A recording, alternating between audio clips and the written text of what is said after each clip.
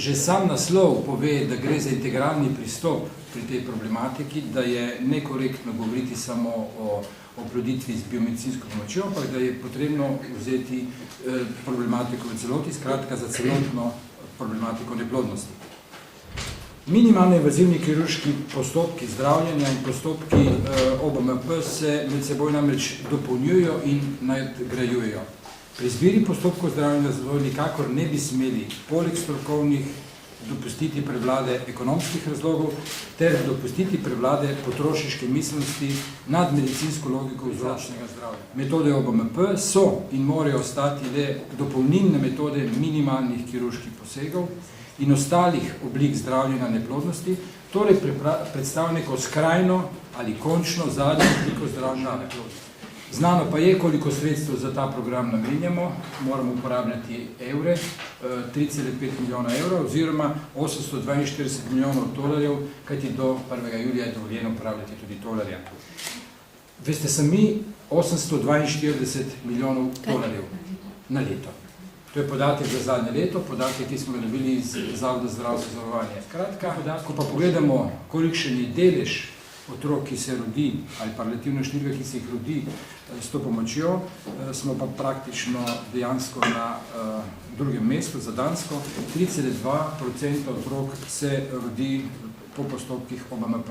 Podatek je strokovno preverjen, korigiran strani predstavnikov klinike, v časopisu se zasledili rahlo višjo število. Mogoče razmišljate o dopolnitvi zakona, da bi se omogočilo tudi, da družinske članice, sestre in podobno, da bi delovali jačica? Torej, v tem obdobju ali v tem času ne razmišljamo o spremembi zakona. Tudi ni v programu vlade za letošnje leto.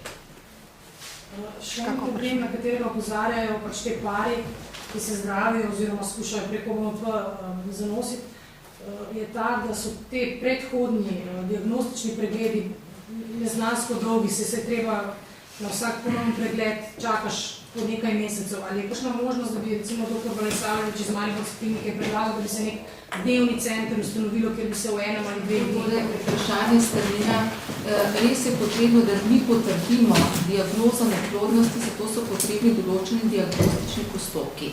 Te diagnostični postopki se pa razlikujejo, kdaj bomo opravili glede na menstruacijski ciklus. Mi ne moramo narediti vseh postopkov en dan, ker nekatere diagnostične postopke delamo v prvi polovici ciklusa, nekatere postopke delamo v drugi polovici ciklusa.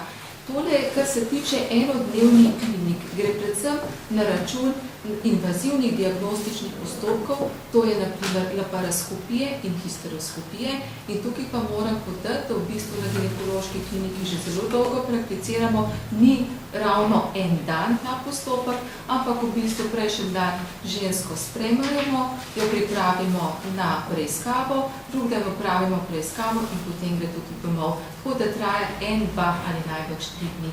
Tako da, kar se tega tiče, moram reči, da smo napredni, da smo na tem področju zelo skrajšali čakalno dobo in če želite, da vam ponazorim za številkami, v bistvu na te postopke čakajo, na te diagnostične invazivne postopke 1 do 3 mesece, odvisno pač katerega zdravnika želijo.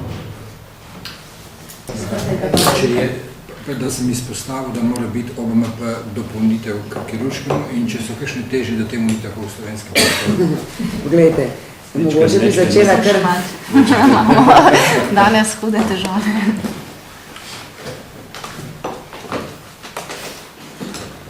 Bom jaz začela kar pri začetku, oziroma vam bom prebrala zakon. Naravno naš drugega.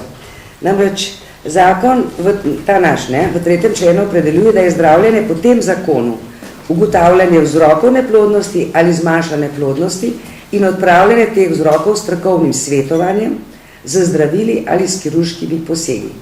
To pomeni, da je zdravljenje neplodnosti ne moremo enačiti s ciklusi OBMP.